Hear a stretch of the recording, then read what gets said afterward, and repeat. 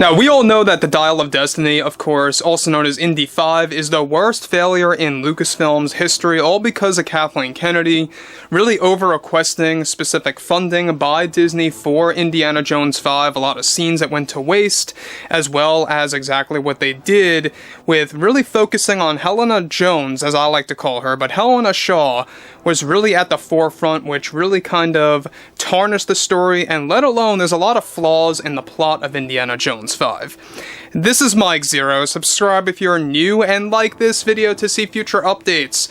I'm also on Twitter at Mike01. I thank you also very much for the great and kind support, and let's get right into the subject, shall we? Now, we know that Phoebe Waller-Bridge has been really heavily defending Indiana Jones 5 for several reasons, one of which, of course, being the main one, is that she contributed to the story, much like she did for No Time to Die. You know, James Bond 25, she played a very big part in developing that story, not necessarily writing it per se, but really contributing to how the story should be shaped. Same exact thing applies here with Indiana Jones 5. Now, we know that people out there like Kennedy and Bob Iger and Phoebe Waller were really losing their minds for a very long time, saying that this movie was going to make $1 billion at the box office.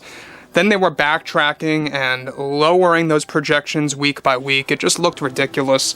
And here we are. It has only made and garnered around $307 million worldwide. That's where it's frozen at currently, and that's not looking good at all. However, on top of this, the apology train continues with Phoebe Waller-Bridge at no surprise. She has done this before in the past and is beginning to pursue this again, with those like Phoebe Waller-Bridge and Kathy Kennedy still upselling Indy 5 to this day. Recently, Waller-Bridge delivered yet something significant to the public about the film. She stated the following to fans: "Going into this film, we all knew it was going to be a hard plot to create, and to those that came out of this film feeling very disappointed, I sincerely do apologize to everyone if our work did not meet fan expectations.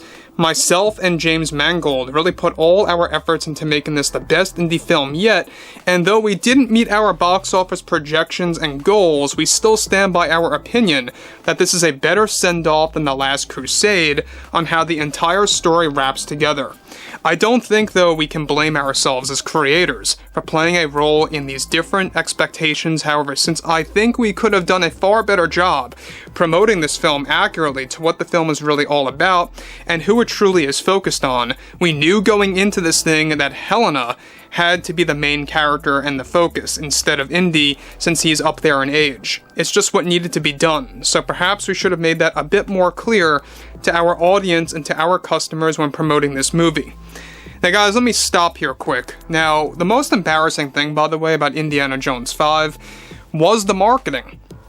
They literally and intentionally did mislead us, and she is seemingly confirming that here in, you know, a false apologetic way, by the way, I must add. But she is putting it out there that, yeah, we misled you guys, but we're sorry but not sorry. That's basically what she's saying. But the Applebee's promotions for Indiana Jones 5, I feel, was truly embarrassing, because they were really trying to get people to go to those restaurants, spend money on dinner, and get a free ticket, and it wasn't really all that cost effective. I believe, like, what was it, $35 or something like that to get one ticket to Indiana Jones 5 or something like that, maybe $25. It's a very ridiculous ad, very ridiculous promotion, and it made no sense. They were pushing it and really pushing it to the maximum.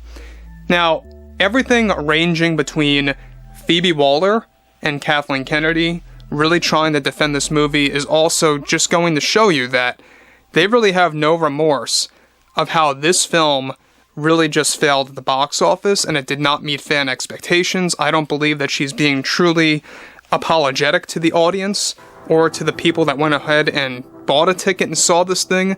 She is just literally trying to boost her image to appear as if she cares, and really kind of just promoting herself for the upcoming Tomb Raider series, which, by the way, is something that she's heavily working on for Amazon. You know, I don't think that you guys realize that.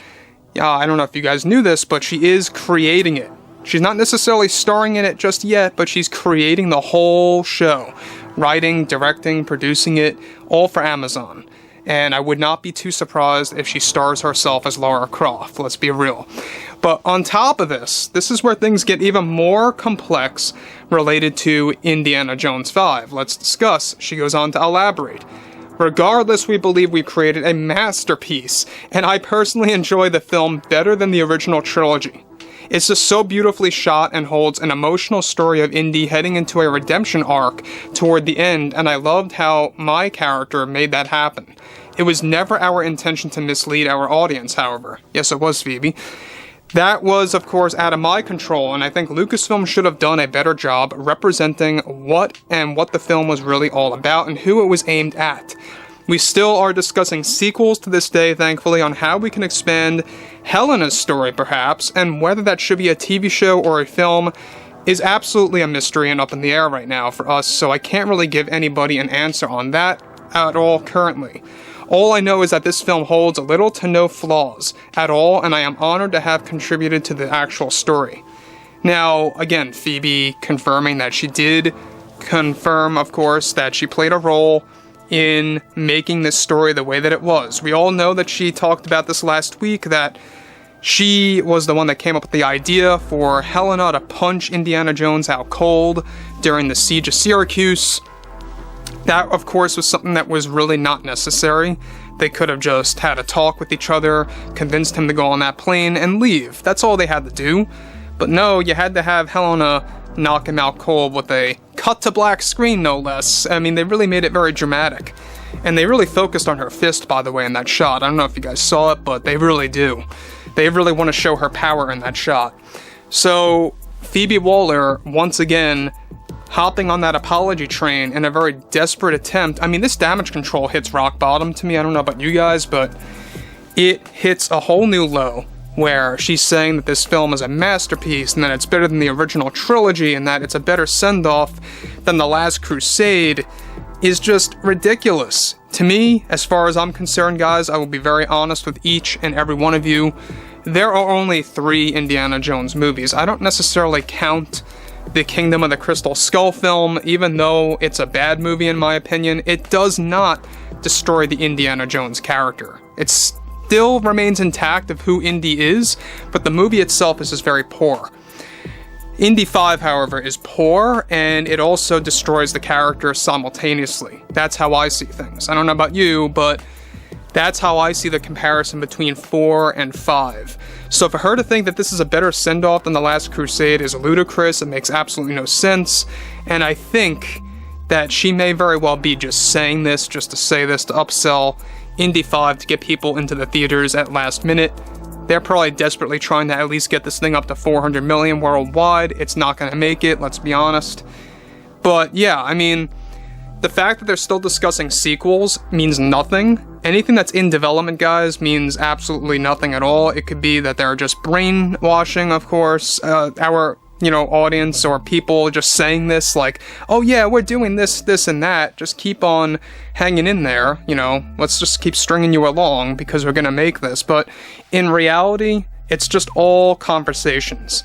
So anyways, guys, drop a comment below, fill me in below in the comments what you all have to say about this, and if you guys did enjoy the content for today, make sure to drop a thumbs up on this video to support the channel, and I will catch you guys next time.